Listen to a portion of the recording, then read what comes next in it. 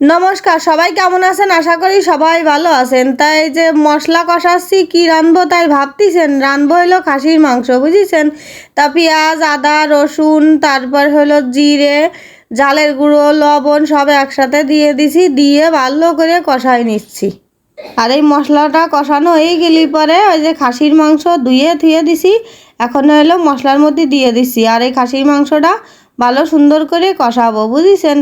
অনেকেই আছে খাসির মাংস সেরকম একটা পছন্দ করে না, মানে খায় না, এরকম মলি পরে খায়, সেরকম আগ্রহ না। অনেকেই আছে যেরকম খাসির মাংসটা খুবই পছন্দ করে, যেরকম আমি খাসির মাংসটা খুবই পছন্দ করি সেরামের আর কি।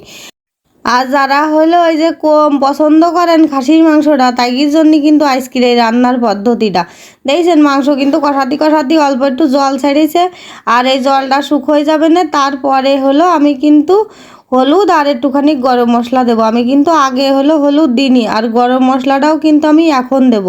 মানে লাস্টে হলো মাংস নামানোর আগে গরম মশলা দেয় যেটুক, তার অর্ধেকটুক হলো এখন দেবো, আর অর্ধেকটুক লাস্টে দেবো, বুঝেছেন, নামানোর আগে। তাই এই পর্যায়ে এখন এই যে হলুদ দিয়ে দিছি, আর এই যে গরম মশলাও দিয়ে দিছি, দিয়ে আরও খানিকক্ষণ ধরে কষাবো। বেশ ভাজা ভাজা মতন হয়েই যাবে, সেরকম করে কষাই নেব। আর হলো এরকম করে কষালে কিন্তু সেদ্ধ যদি হয়ে যায়, আর একটুখানি জল দিয়ে আবার একটু এরকম ভাজা ভাজা করে মাংসটা রান্না করলে কিন্তু অন্যরকম স্বাদ হয়। আর এই মাংসে যে একটুখানি জল দিয়ে দিলাম, দিয়ে এই মাংসটা কিন্তু আরও একবার কষাবো। আর অনেকেই করতে পারেন যে এতবার ক্রিয়া কষাই মাংস, আরে খাসির মাংস যত কষানো হয় মাংস তত স্বাদ হয়, বুঝেছেন। ওই জন্যই হলো এরকম করে রাঁধতেছি আজকে। আর মাংসটা যদি তেলওয়ালা মাংস হয় তাহলে পরে এরকম করে কষাই রাঁধলে সব থেকে বেশি ভালো হয়। একদম সলিড মাংস এত ভালো লাগে না, বুঝেছেন।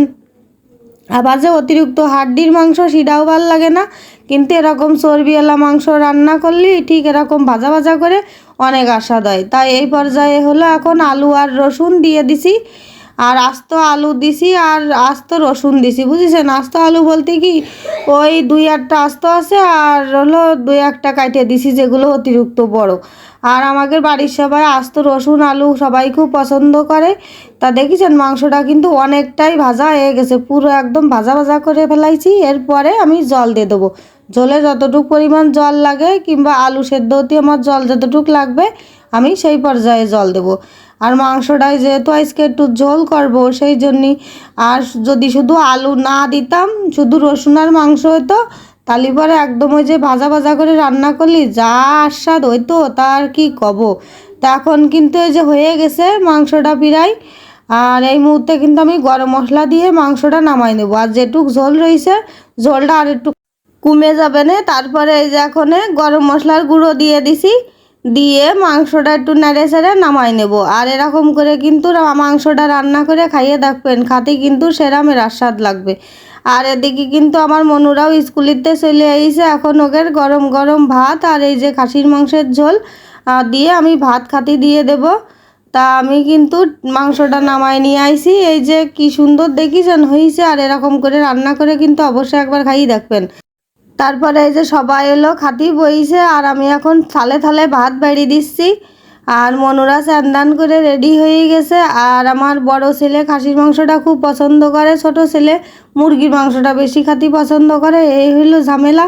তা যাই হোক, তাই বলে যে খাবে না নে তা না, খাসির মাংসটাও খাবে না, সমস্যা হয় না। তা এখন এই যে ছোটোটা হলো সে মাইটিয়ে দিলাম, সে মাইটিয়ে তো খুঁজে পাচ্ছি না কনে আছে। তা আমি করলাম আপাতত আলু আর মাংস দিয়ে খাতি লাগে, তারপরে যখনই পাই তখন আবার দিবানে। তাইতে যে উল্টোই পাল্টাই দিলাম, তা পালাম না। যাই হোক, ওই যে সেই পাইপ যারে কয়, মানে সেই চুষা ওই হাড়ের মাংস ওরা খুব ভালো খায়, সেই জন্য আমার ছোটো ছেলেরও একটা দিলাম, বড় ছেলেরও একটা দেবো। এই যে আমার বড় ছেলে আবার আলু খুব পছন্দ করে, ওই জন্যই ওরা দিয়ে দিলাম মাংস আর আলু। আরও চর্বিও পছন্দ করে, ওরা একটা চর্বি দিয়ে দিছি। আর ঝোলও খাতি খুব পছন্দ করে, তাইতে ওরা ঝোলও দিয়ে দিলাম। আর এটা হলো আমার ভাইয়ের জন্যই বাড়তেছি, ওরেও দিয়ে দেব মাংস দিয়ে ঝোল দিয়ে আলু দিয়ে। আর এরা কেউ রসুন খাতি পছন্দ করে না, ওই জন্যই ওগের আর রসুন দিইনি। তাই যে সবার ভাত বাড়ি দেওয়া হয়ে গেছে, তারপরে সবাইরে খাতি লতি দেওয়া শেষ করে এই যে আমি খাতি বইছি, বুঝেছেন। তা আমার কিন্তু আবার খাসির মাংসটা সবসময়ই কই যে খাতি খুব ভালো লাগে। আর আজকে তো একটু অন্যরকম করে রান্না করেছি, খাতি তো অবশ্যই ভালো হয়েছে আমি জানি। আর মাংসটা দিয়েছেন কি সুন্দর যে নরম হয়েছে, আর আলুটাও সেরকম একদম সে মাখনের মতন নরম হয়ে গেছে। আর হলো রসুনটাও খুব সুন্দর নরম হয়েছে। তাই যে আলু দিয়ে একটু মাংস দিয়ে একটু ঝোল দিয়ে ভাত মাখাই খাতি যে কি আস্বাদ লাগ দিছে। আর রসুনটা দিয়েছেন কি সুন্দর গলি গেছে, আর রসুনটা খাতে কিন্তু আমার জম্মের ভালো লাগে। আর এই যে মাংসটা দেখছেন একদম টান দেওয়ার সাথে সাথে ছিঁড়ে যাচ্ছে, খুবই সুন্দর নরম হয়েছে। আর রসুন দিয়ে এরকম মাখাই খাতে কিন্তু খুব ভালো লাগে। আমার এই ভিডিওটা যদি আপনাদের কাছে ভালো লাগে থাকে অবশ্যই লাইক কমেন্ট শেয়ার করবেন।